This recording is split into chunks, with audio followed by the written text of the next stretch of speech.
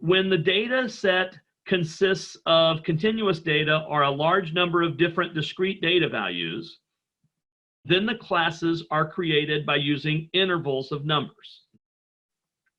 So this is an example of data that has been organized into categories that have intervals of numbers. So our classes are intervals of numbers. Now, this table to the right shows a typical frequency distribution created from continuous data. This data represents the number of mothers in the United States aged 15 to 54 who had their fourth child in the year 2016. So it's kind of weird data, very oddly specific. So these are births in the year 2016 where the birth was the fourth child, and we're looking at them by the age of the mother. So in other words, there were 443 mothers who gave birth to their fourth child when they were aged 15 to 19. So that's pretty young to be having a fourth child, 443 of them. Age 20 to 24, there was 25,328 mothers who gave birth to their fourth child, and so on. Now again, I don't care so much about this data as I do about the method that's being used. So we're looking at ranges of ages rather than specific ages. And really, age is a continuous variable anyway. When you say you're 19, for example, you're not really 19 on the dot, right? You're really 19 years and so many days, and you keep saying you're 19 until your 20th birthday. So when this says 19 right here, that's really meaning 19 plus days until you turn 20.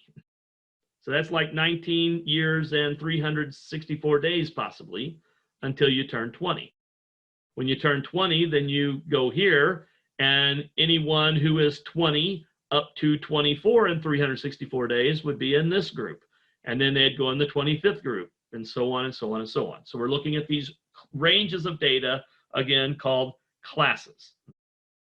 Now, the lower class limit of a class is the smallest value that fits within a class.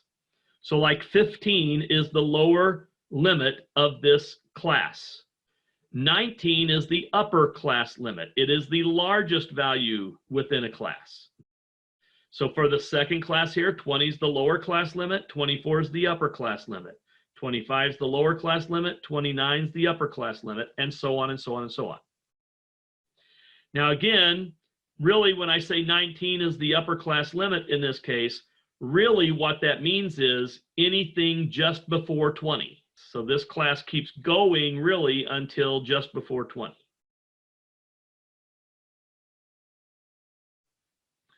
The class width is the difference between two consecutive lower class limits.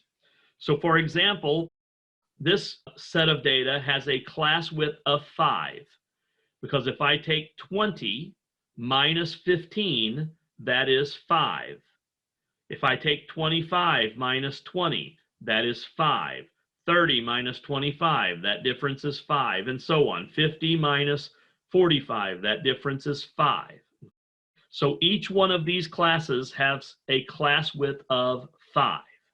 Usually when we're organizing data using an interval of values, usually we want to have the same class width throughout. Meaning we wouldn't want to have one class that had a class width of 5 and another class that had a class width of 7. You'd want them to all be the same thing. Either all have a class width of 5 or all have a class width of 7. Now, there are reasons that we might break that rule on occasion, but as a general rule, we're going to have a consistent class width throughout. Statistics is a relatively young science, so there are some inconsistencies occasionally when you look from resource to resource. There are debatable things, like some resources might define the class width as the difference between the upper limit and the lower limit. So if you looked in some resources, they might say to find the class width, take 19 minus 15. I actually disagree with that statement because you get a clearer picture, especially if you have continuous data, by looking at the consecutive lower class limits. There's a 5-year range difference from 15 to just before 20. One exception to the requirement of equal class width occurs when we have open-ended tables. A table is open-ended if the first class has no lower class limit or the last class has no upper class limit. So like here's an example of a table that has an open-ended scenario. The last class is 65 and over. There's no absolute, there's no upper class limit for that. And so, so this would be an open-ended table. And you will encounter these sometimes, particularly like in government data, for example. Oftentimes they'll leave the last class open-ended. Now this is representing the number of residents of the United States who've earned a bachelor's degree as of the year 2017, I should say, okay? So from the ages of 25 to 44, there was, now this is in thousands, so there's 30 million individuals with bachelor's degrees in that age range. 45 to 64, 25 million, almost 26 million, and so on.